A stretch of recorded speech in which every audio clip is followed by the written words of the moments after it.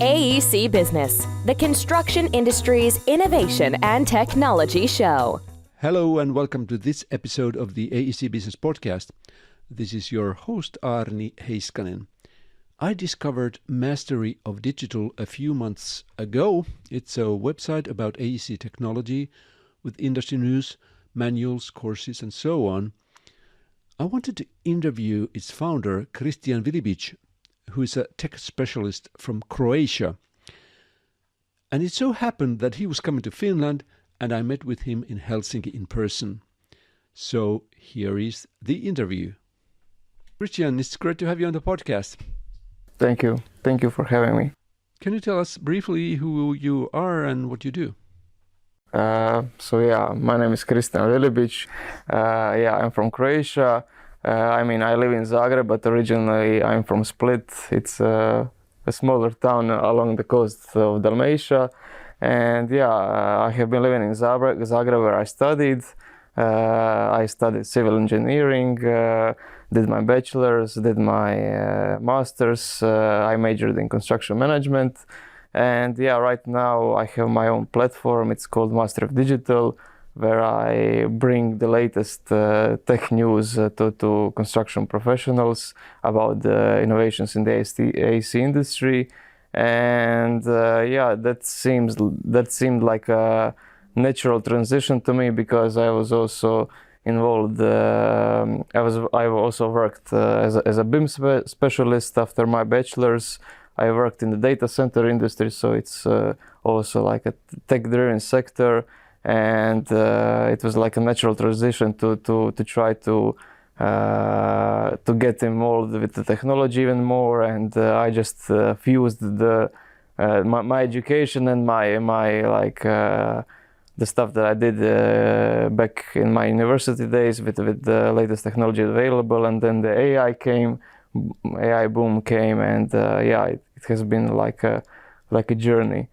In that case, can you tell us more about your professional journey so far?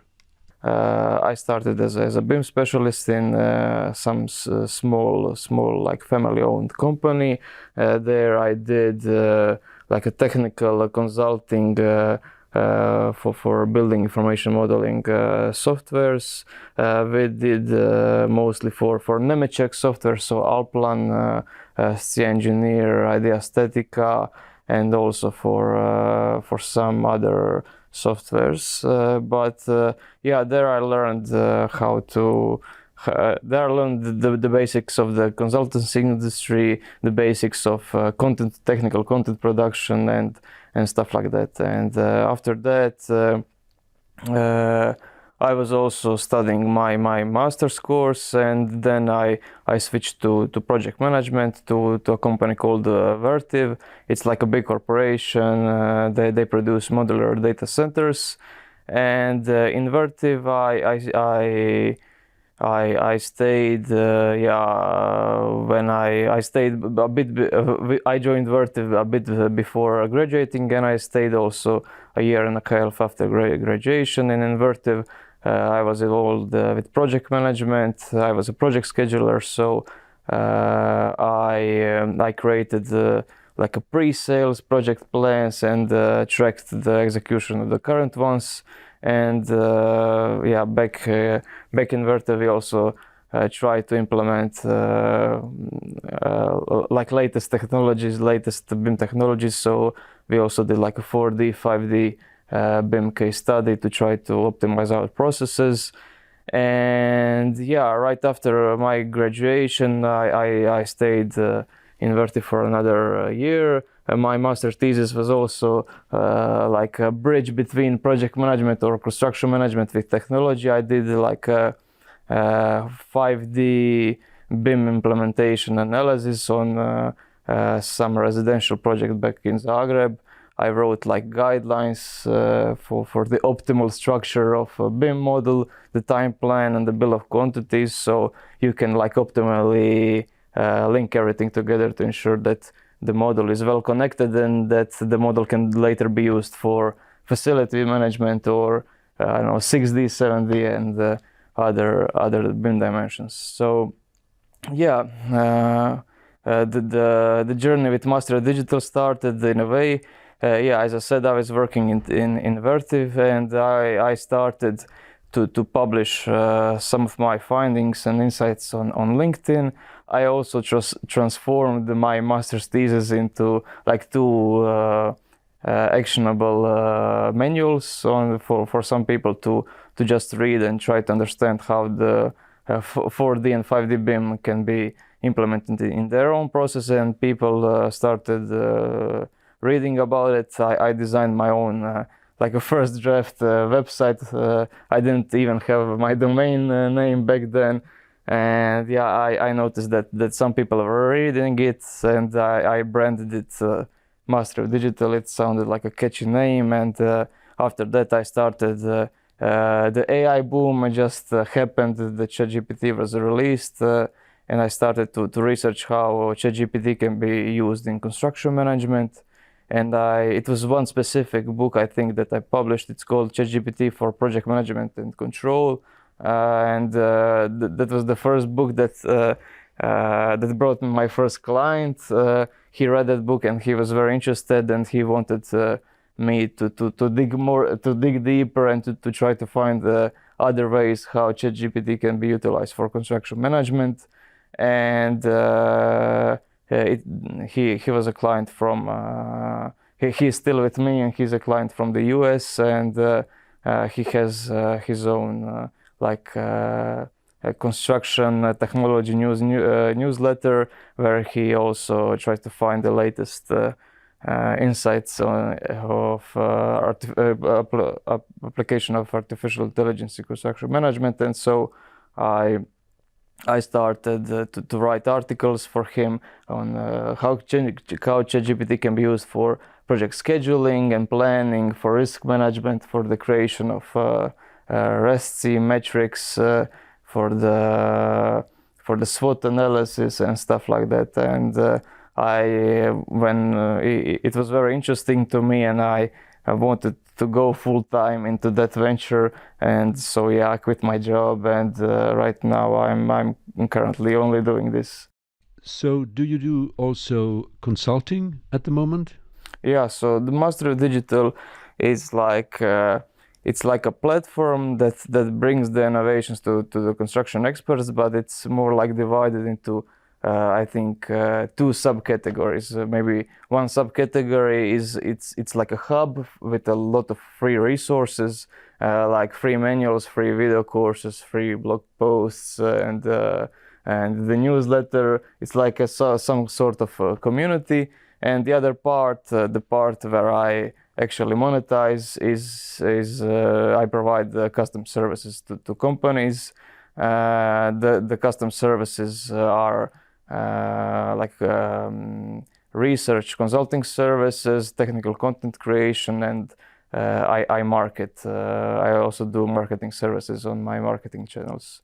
Like an example maybe could be I try to research all the latest tools, all the latest companies that have some sort of innovative solution for the AEC industry. I reach out to the owners or to the CEOs and try to find maybe or get their permission to try to experiment with their solution or research their solution. And if they agree, I just, as I said, I just research the solution, find all the maybe some other potential problems in the construction industry that their solution can solve. I research the solution. Then when I find the problem, I address how that problem in the construction industry can be solved. I write a case study or report. I mean, I create like a technical, it's like a technical content creation, technical content in the form of an ebook, article, and PDF, stuff like that. And then I publish it and I market it to my marketing channels, and in that way, the owner gets like a promotion, gets new clients, and gets more recognized. And that's the stuff that I do currently. but I'm also trying to get into a more of like a customized consultancy type of service where I go directly to companies, try to survey their own digital processes and try to come up with a new and better solution to optimize their own processes, their own digital processes for better outcomes. So what would you say are the biggest challenges in trying to digitalize a construction company? So maybe I could start with the sector in general, with the industry in general. The problem with our industry is that it's very closed industry. It's very closed with data. Everything is it's such a private industry. I mean, you get a competitive advantage over some other company if you don't share your data. So that's like a biggest problem that suppresses the innovation, I would think. But yeah, as I said, it's a closed industry, and like the big software vendors such as Autodesk and I don't know, Nemetschek or any other big vendors, they the data that their software produces it's not like open source. It's not open. It's just locked in their formats. And there's like a story with IFC. I mean, IFC is a very good format, but it's still, they market it as an open format, but it's not 100% open format, I think, because there is lots of information, a lot of data when you transfer the information between the software to software. So that would be maybe a problem in a construction industry as a general, but the problem in a scale like company to company could be that people are, I don't know, it's a very traditional industry, and the people are so hesitant to change something. They are not thinking long term. They are just thinking short term. They're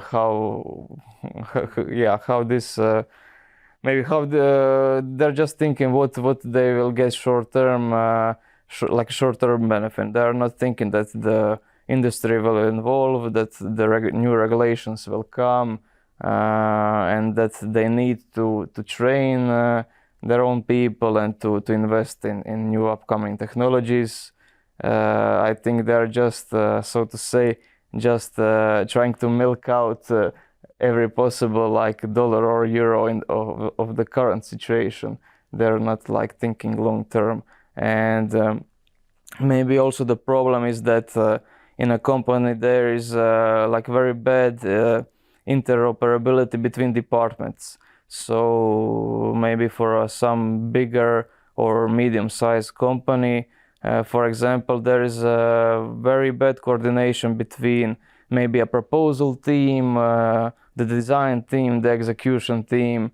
So that's also the problem that I firstly mentioned, the problem with like the closed data. So you, in a sense, you need to have also a technical person in your proposal team that knows what IFC is and how can they best utilize the information that's in the model. And yeah, I think it's a bit of a mix of both things, and short-term thinking, bad coordination between the people. I think they could be the biggest issues, and there is also issues on there is a whole load of issues on the construction site, because in actual execution phase everything can go wrong, and a lot of especially in Croatia, like for a lot of projects, the contractors themselves often just don't follow the design plan 100%. Like sometimes the unexpected things happen on site, and it needs to be addressed. And yeah, I would say the problem also is a transparency. Like the technology brings a lot of transparency to the process and to every aspect of the construction process. And since this is a very big industry with huge amounts of money, sometimes some people don't want that transparency to be. So I think bit by bit, that every issue that I mentioned is like slowing down the process of the digitalization. So to improve the situation, you should think in the long term and not just focus on the next project, as you said. Let's talk about AI. How do you see the impact of AI on the AEC sector? Yeah, that's an interesting question, because I think it already has an impact. I don't know how much did you study for some specific softwares, or in what department did you did you try to study the design softwares or construction management softwares? But there is a lot of great AI application in every, I think, sector of the, let's say, construction company. For example, I think in the current state, the AI cannot do from 0 to 100. It still needs I think a lot of human work, but it's getting there, and it's really accelerating the process. So I think, for example, for the design offices, you can just there is a software solution called Hyper. It's like type in the text prompt and I will generate a building based on the text prompt. So I think we are heading in the right direction, but right now you cannot trust the software or the Hyper software to design the perfectly good building for you. It can help you go from maybe 0 to 60-70% to just get a base, get a template. You just export it to, I don't know, IFC or to Revit format, and then you import it back into the preferred BIM software, and then you modify, you do the modifications yourself. So I think it saves a great chunk of time. And for residential projects that are mostly standardized, that are very much alike, I think it can help us greatly. But in the future, I think it will be very good. I already did an interview with some construction professional, I think from Canada, and he's trying to create a machine learning project for project schedule, a machine learning model for project scheduling purposes. So the idea is that you would load all the past project schedules into that machine learning model, and it can predict the schedule for the next project, the time and the cost, and it can also give you a percentage of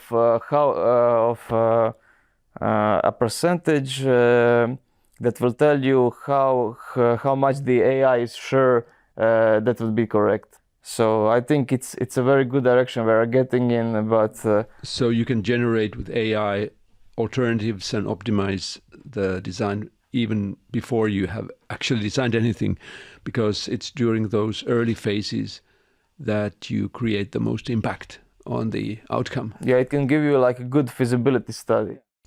I know that Croatia is a fantastic tourist destination, but what is the state of BIM and digitalization in your country? So in Croatia, the BIM maturity levels. You have a 0, 1, 2, and 3. I think the Croatia is still stuck between level 0 and level 1. So the level 0 is just CAD softwares, just 2D without any information. The level 1 would be a 3D geometry and utilization of the BIM softwares particularly for the design phase for the design offices. So Croatia is stuck, I think, between the 0 and 1. and there is like a great initiative to try to digitalize it even more and to try to upgrade it to the next level. So there is since I think 2 years ago, it was created a community called I think what's called I don't know in English, Centar za digitalnu izgradnju Hrvatska. It's a center for digital construction Croatia. It's like some sort of community that also gives out free materials, and it organizes free webinars, and it has their own like beer and technology type of gatherings, and every year there is one conference called DigiDeck where all the construction professionals from around Croatia gather and try to demonstrate their own applications of technology in their own construction processes. So I would say it's not so great, but it's getting there slowly. I don't know what is the situation in Finland. Well, I just talked to somebody from Norway, and they said that Finland and Norway are global leaders in BIM. That's great to hear. Yeah, in Croatia there is for some bigger public projects. I don't know if you heard about Pelješac Bridge. It's a bridge that connects Croatia into the one big what's the word in English? Like in one big coherent section, because the Croatia is divided by Bosnia and Herzegovina into two parts back down there in south, and the Pelješac bridge just connects the Pelješac with the land Croatia, so you have one whole Croatia. And that was a big project that was executed, I think, 2 years ago, and it was the biggest project in Croatia. And I wanted to mention that because for the public projects or like the huge projects, there is also like a government regulation that BIM must be utilized. So for the big projects and from government-sponsored projects or EU-sponsored projects, there is some sort of BIM regulation. But for some smaller private projects, a lot of people and a lot of owners just use the regular AutoCAD, plain old AutoCAD, yeah. Finally, how can our listeners find more information on Mastery of Digital and contact you? Sure. So the website name is masterofdigital.com. You can just type it in and head on to it. A lot of free resources for you to explore. And you can connect with me on LinkedIn, Kristijan Vilibić on LinkedIn. You can reach out to me on kristijan@masterofdigital.com or just write to info@masterofdigital.com. Feel free to subscribe to my newsletter. You'll get a gift, a BIM starter pack gift, and Kristijan, thanks for coming on the show, and let's talk again soon. Thank you. Thanks for listening. Subscribe to this podcast and visit aec-business.com, the award-winning blog, for more news and stories.